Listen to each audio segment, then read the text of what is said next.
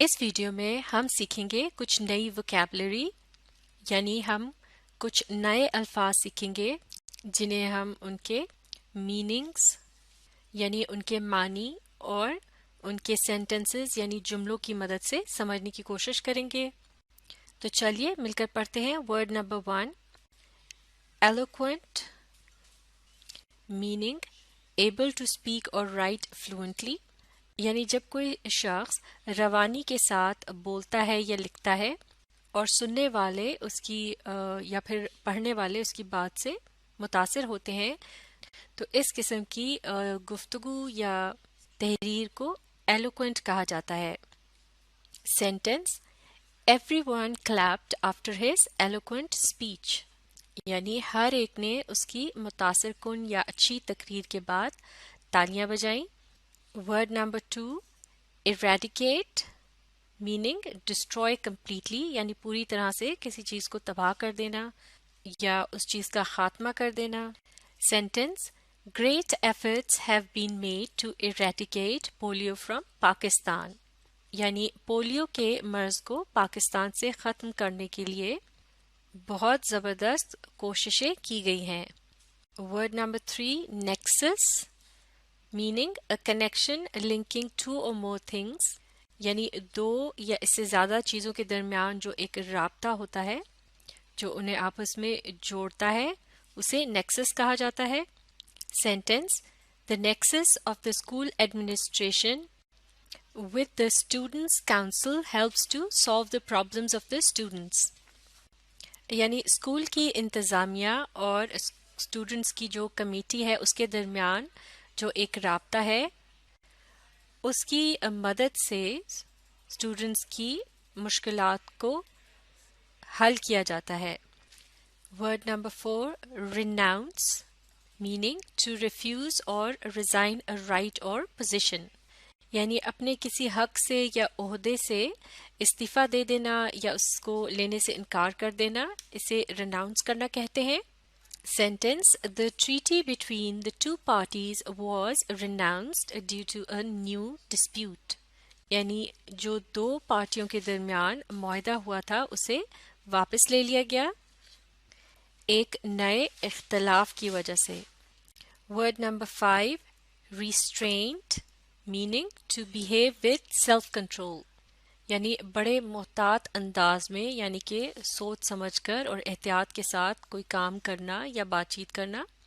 Sentence due to the sensitivity of the matter the chairman spoke with a great restraint، یعنی معاملے کی حساسیت کی وجہ سے چیئرمین نے بڑے محتاط انداز میں بات کی، یعنی بڑی احتیاط کے ساتھ بات کی۔ Word number 6، dilemma, meaning a difficult problem, یعنی کوئی پیچیدہ مشکل۔ لفظ ڈائلیما جو ہے اس میں ڈائی سے مراد ہے دو، یعنی کوئی دوہری مشکل یا ڈبل پرابلم، جس طرح سے ہوتا ہے کہ کوئی شخص فیصلہ نہیں کر پاتا دو باتوں کے درمیان کہ ان میں سے کس چیز کو چنا جائے، تو یہ ایک طرح سے کہا جا سکتا ہے کہ وہ ڈائلیما کا شکار ہو جاتا ہے۔ Sentence He wants to go on a trip with his friends, but he doesn't want to annoy his parents either. His dilemma، یعنی وہ اپنے دوستوں کے ساتھ سفر پر، یعنی سیر و تفریح کی غرض سے جو سفر پر جایا جاتا ہے یعنی ٹرپ پر جانا چاہتا ہے، لیکن وہ اپنے والدین کو بھی ناراض نہیں کرنا چاہتا۔ یہ اس کی مشکل ہے، یعنی وہ اس مشکل میں پھنسا ہوا ہے۔ Word number 7، proclamation، meaning public اور official announcement of an important matter، یعنی عوامی یا سرکاری سطح پر کسی خاص معاملے کا اعلان کرنا۔ Sentence the prime minister made a proclamation to dissolve the assembly، یعنی وزیر اعظم نے اسمبلی کو توڑنے کا اعلان کیا۔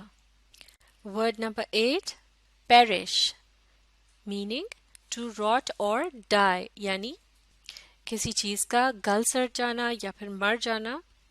Sentence: Most of the vegetables perished due to the long and dry season. यानी ज़्यादातर सब्जियां जो थी वो तवील और खुश्क यानी लंबे और खुश्क मौसम की वजह से ख़राब हो गई थी. यानी खुश्क मौसम में जो कि बहुत देर तक चला, उसमें पानी ना मिलने की वजह से सब्जियां जो थी वो मुरझा गईं. Word number 9, abandon, meaning to leave a place, person, idea or thing. यानी किसी भी जगह, शख्स, ख्याल या चीज़ को छोड़ देना. जैसे कि उर्दू में कहा जाता है कि हमेशा के लिए उसे खैर बात कह देना. Sentence: The residents had to abandon the town after their houses were destroyed by the flood. यानी रिहायशियों को वो कस्बा छोड़कर जाना पड़ा जब उनके घर सैलाब की वजह से तबाह हो गए. Word number 10, imbued, meaning to be impressed by an idea or person. यानी किसी ख्याल या शख्स से मुतासिर होना, या फिर जिस तरह से कहा जाता है कि उसके रंग में रंग जाना. यानी उसके बाद फिर आपके तमाम मामलात में या बोल चाल में उसी ख्याल या शख्स की आदत की झलक नजर आए कि जिससे आप मुतासिर हुए हों. Sentence: His speech was imbued with a love of humanity proved by his charitable actions. यानी उसकी तकरीर में इंसानियत से मोहब्बत की झलक नजर आती थी या उसका रंग दिखाई देता था, जो कि खिदमत खल्क के अमल से साबित होता है. तो ये थे चंद नए वोकैबुलरी वर्ड्स. इससे आगे के वर्ड्स को हम अगली वीडियो में सीखेंगे. आप इस वीडियो को रीप्ले कीजिए और इसके साथ साथ पढ़ने, समझने और लिखकर प्रैक्टिस करने की कोशिश जारी रखिए.